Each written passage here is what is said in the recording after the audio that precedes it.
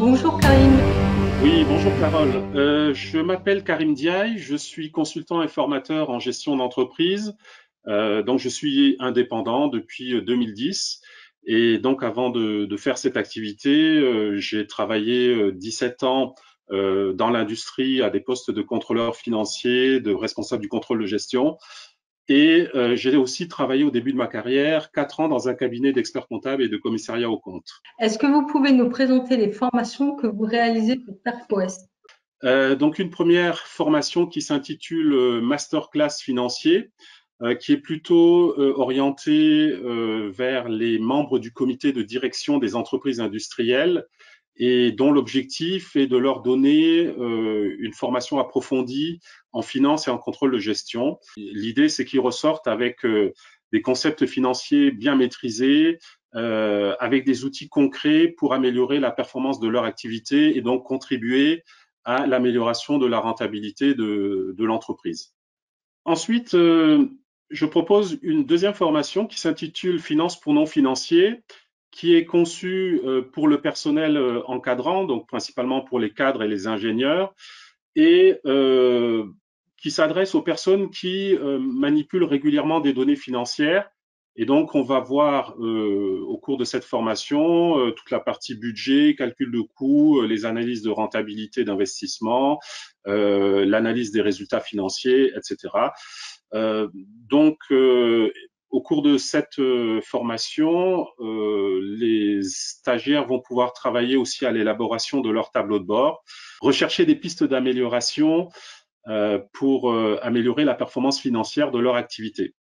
Une troisième formation qui s'intitule Comprendre la gestion d'entreprise, qui est destinée principalement aux agents de maîtrise et aux chefs d'équipe. Donc, c'est une formation qui alterne le cours théorique et aussi le jeu, puisque j'utilise comme support un serious game. C'est un jeu, un peu une sorte de Monopoly, où les stagiaires vont devoir prendre des décisions. Donc, ils vont prendre des décisions d'achat, des décisions de fabrication. Donc, ils vont vraiment gérer une entreprise au quotidien sous différents aspects. Donc, les aspects achat de matières premières, gestion du personnel. Donc, à savoir, est-ce qu'on embauche du personnel permanent ou est-ce qu'on embauche des intérimaires? Donc, ils ont le choix et à eux de décider. Donc, justement, en tenant compte de la flexibilité qu'ils veulent apporter à leur entreprise ou au contraire en tenant compte des coûts que ça représente.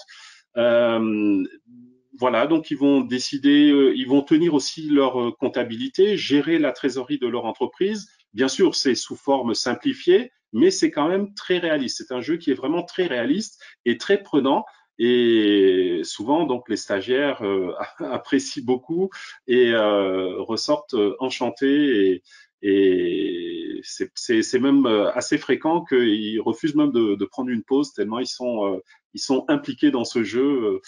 Ils sont par équipe de 2 ou 3 et ils gèrent la même entreprise. Et l'idée, c'est de faire les meilleures performances, essayer d'atteindre les meilleures performances, donc que ce soit des performances financières ou des performances en termes de ressources humaines.